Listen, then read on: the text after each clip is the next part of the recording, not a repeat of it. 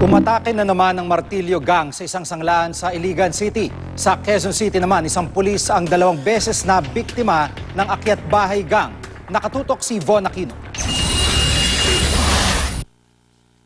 Kuha ito sa isang sanlan sa Iligan City. Nang dumating ang ilang lalaki, nagmasid muna at ilang sandali lang, naglabas ng baril at nagdeklara ng hold up.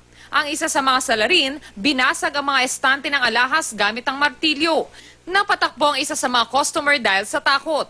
2 minuto lang ang itinagal ng hold up. Kasunod nito, dumating ang kasamahan ng mga salarin sakay ng motorsiklo na isa sa kanilang getaway vehicle. Ayon sa isang empleyado ng sanlaan, kabubukas lang nila ng maganap ang pang-hold up. Natangay ang hindi bababa sa 700,000 pisong halaga ng mga alahas. Natukoy ng 2 sa mga suspect at tinutugis na sila ngayon.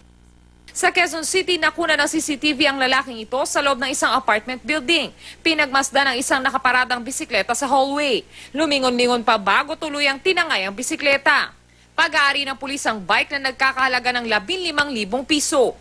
Kahapon na madaling araw, bumalik ang suspect at tinangay naman ang cellphone ng pulis. Nang i-review ng pulis ang kuha ng CCTV, napagtanto niyang iisa ang salarin. Sa tulong ng CCTV, nahuli ang suspect na si Michael Bernardo. Nakita ka raw sa CCTV na ikaw yung nagnakaw ng bike? Hindi ho ako yun. Ha? Hindi ho ako yun. Eh, sino yung CCTV? Hindi ko po kilala yun. Nabawi kay Bernardo ang cellphone ng biktima pero hindi ang bisikleta. Mahaharap sa kasong robbery si Bernardo. Von Aquino, nakatutok, 24 oras.